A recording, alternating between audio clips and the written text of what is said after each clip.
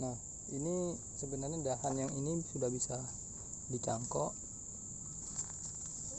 Dahannya ini cukup tua. Nah, ini dahannya.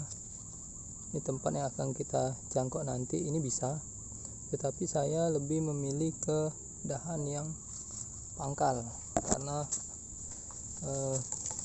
saya memilih untuk dahan bakal batang yang lebih besar di pangkal perbandingan.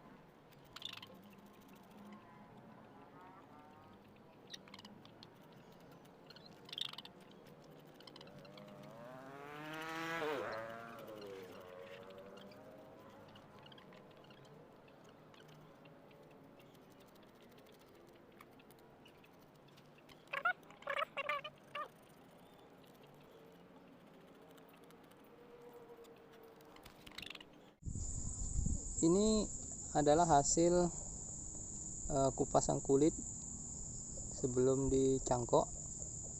Jadi kulit harus bersih, tidak ada meninggalkan kambium. Nah, seperti ini. Nah, ini contoh adalah kambium yang masih ketinggal. Ini adalah kambium yang masih ketinggal. Di dalam mencangkok ini tidak boleh ada kambium di dalam ruas yang kita kupas, yang akan kita cangkok, yang akan kita kasih tanah. Ini tidak boleh masih ada kambium yang masih tinggal. Ini harus dikikis habis, putih seperti ini. Nah, kalau masih ada kambium yang tertinggal, nantinya tidak akan timbul akar dari batang yang kita cangkok. Ini salah satu penyebab kegagalan mencangkok. Nah, ini kita kupas dulu, nanti sampai putih seperti ini. Nah, ini keliling kita kupas sampai putih semua. Keliling sampai putih, tidak ada lagi kambium. Nah, bisa dilihat tidak ada lagi kambium. Bersih. Nanti setelah bersih baru akan kita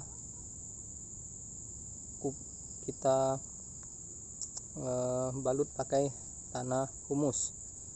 Nah, nanti silahkan diperhatikan. Ini adalah tanah humus yang sudah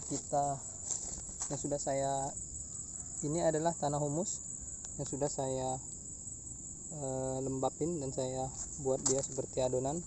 Jadi nanti tinggal kita balut dengan tanah. Setelah kita balut dengan tanah, setelah itu baru kita bungkus dengan plastik.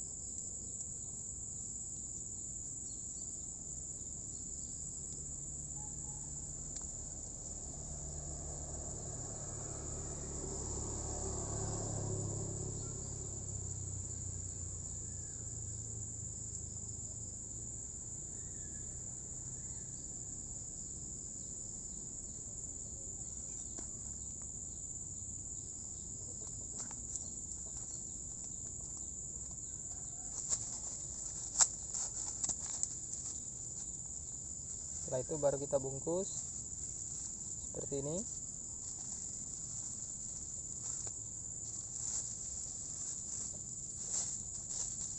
Mengapa saya menggunakan plastik? Karena kalau menggunakan plastik ini kita tidak perlu lagi melakukan penyiraman. Tetapi kalau kita menggunakan sabut kelapa, biasanya teman-teman mencangkok menggunakan sabut kelapa,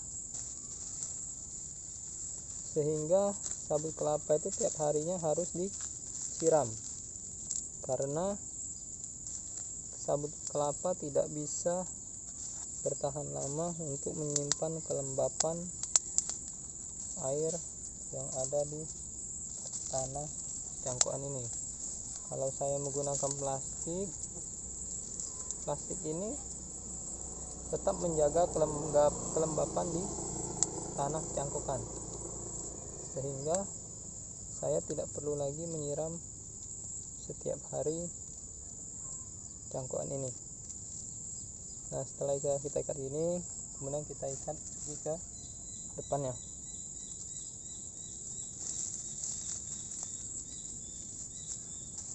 Ini kita rapikan.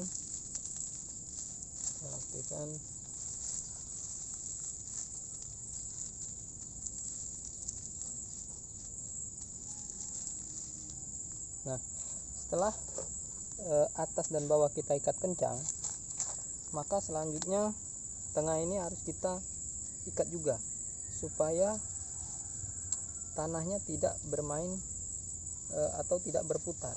Karena nanti apabila ini bisa berputar, dikhawatirkan apabila nanti pada saat pemotongan cangkokan yang sudah ditumbuhi akar, dikhawatirkan akarnya akan mudah terputus karena ininya bisa bergerak, cangkokan ini bisa bergerak.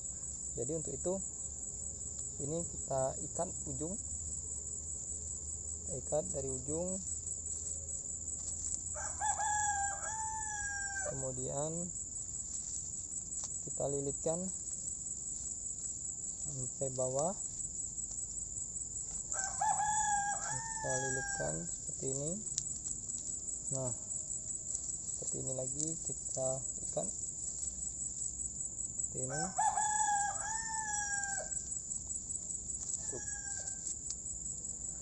Nah, demikian cangkokannya selesai. Ini nanti hari ini tanggal 1 Juli. Hari ini tanggal 1 Juli 2021. Nanti akan kita buka setelah umurnya 2 bulan. Mudah-mudahan cepat tumbuh akarnya, setelah itu kita potong.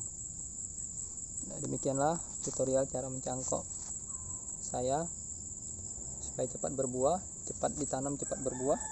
Saya pilih batang yang besar, kemudian dahan yang juga besar, nanti biar bisa langsung ditanam di tanah atau di pot. Karena tanaman ini tanaman bisa berbuah apabila batang pokoknya sudah siap, baru dia bisa membentuk bunga. Demikian, sampai jumpa di video saya selanjutnya tentang hasil kelanjutan cangkokan saya nanti. Terima kasih.